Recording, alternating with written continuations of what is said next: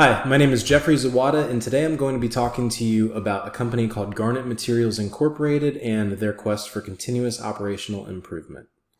So a little bit about Garnet Materials Incorporated.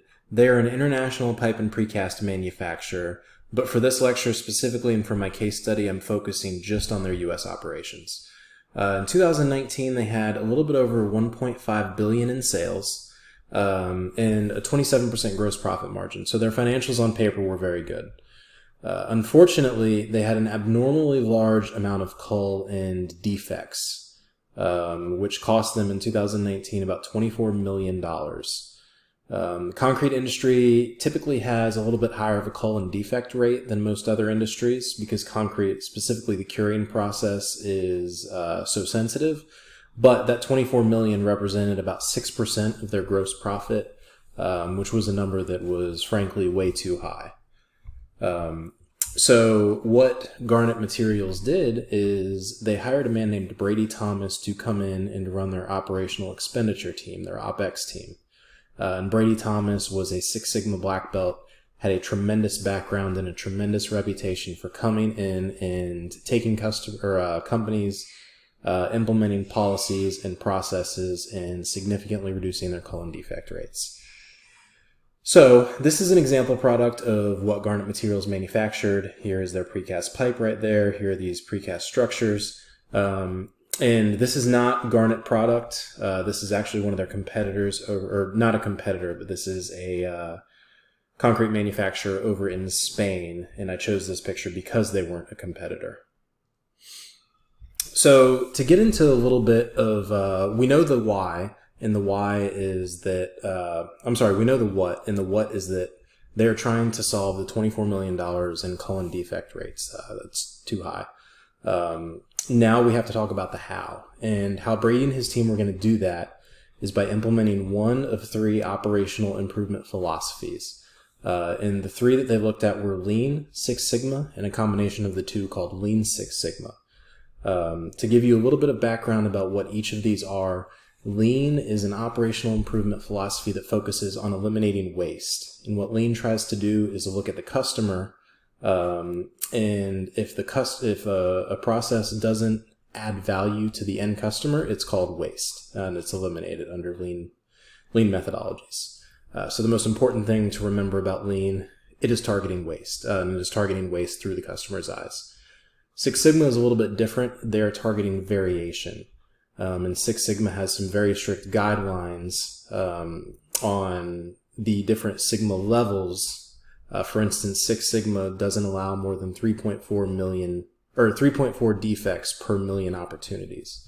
And the idea behind the targeting variation is that variation in the process would in theory allow for much more opportunity for defects or anything that could impact the final product negatively to occur. So Six Sigma, you're looking for variation. And then the last one is a combination of the two, Lean Six Sigma, where you're looking for both waste and variation. It's a lot tougher to do, it's a lot tougher to implement, but it really, when you can get it working, is better than the sum of Lean and Six Sigma independently. And the main component behind Lean Six Sigma is DMAIC, which stands for Define, Measure, Analyze, Improve, and Control.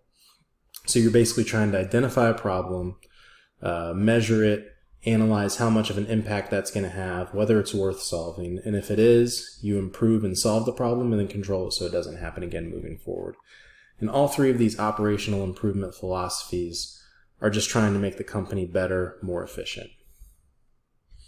So, Brady and his team, to reduce the amount of culls and defects, they were going to create a project from each philosophy, look at all of them, and kind of pick which one they wanted to start first. And that doesn't necessarily mean that they were going to do the other projects. Maybe they moved on, but they really wanted to make sure that this first project led by Brady had pretty significant results, so that they would continue to get funding moving forward for this kind of stuff. So the three projects that they came up with and their attempt at a solution. So for the Lean philosophy, they decided that they would look looked to plants that had a correlation or seemed to have a correlation between labor hour per ton and their cullen defect rates. And labor hour per ton doesn't measure how much they produce, but a plant produces, but it measures how efficiently that plant produces.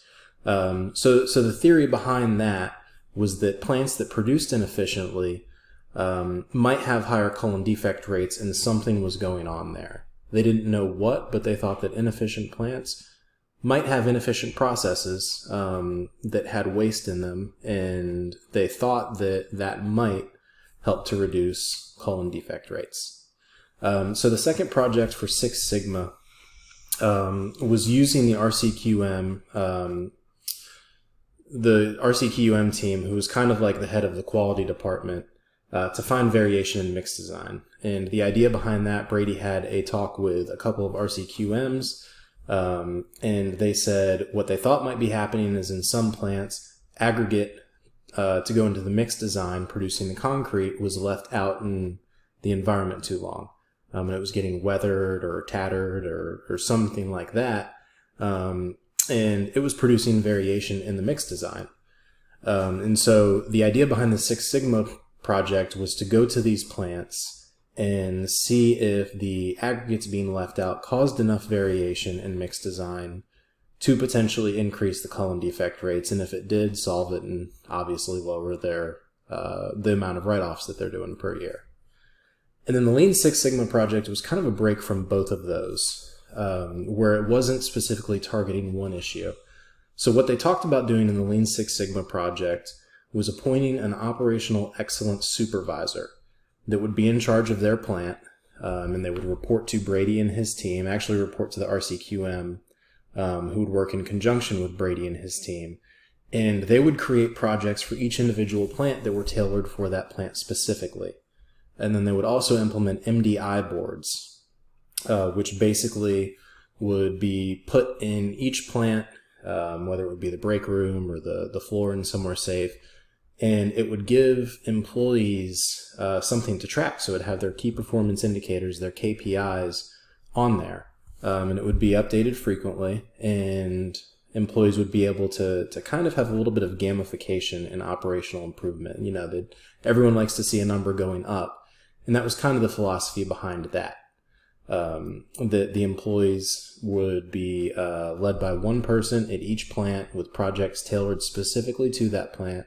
And then they would be able to track, and get competitive with how much they're improving or sliding backwards.